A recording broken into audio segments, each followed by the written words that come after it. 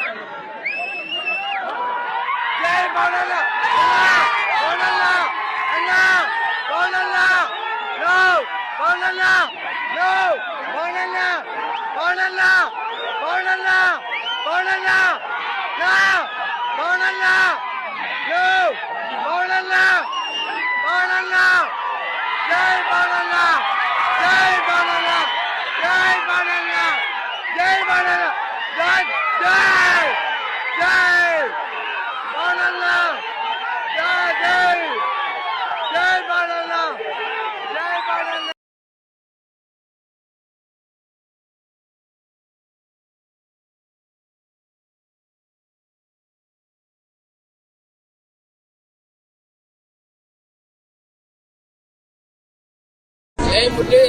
Lokesh sir, Pawan Kalyan sir వచ్చినారు, కూర్చున్నారు నీకోసం. జై మురళి. లేచి సెల్యూట్ కొట్టు మురళి.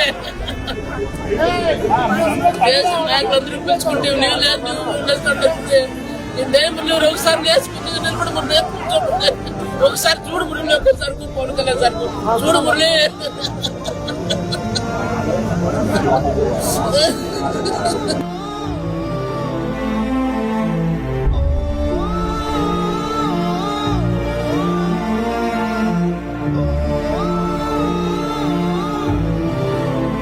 గౌరవ ముఖ్యమంత్రి చంద్రబాబు గారి తరఫున, అలాగే నా నరేంద్ర మోదీ గారి తరఫున ఇక్కడికి మంత్రివర్గం అందరం ఉన్నాం. ఇక్కడ అందరం కూర్చొని మేము ముగ్గురం కూర్చొని ఇందాక గౌరవ ముఖ్యమంత్రి గారి సూచనల మేరకు ఇందాక సోదరులు మన లోకేష్ గారు చెప్పినట్టుగా దాదాపు 50 లక్షలు ఎక్స్గ్రేషియా ప్రకటిస్తా ఉన్నారు.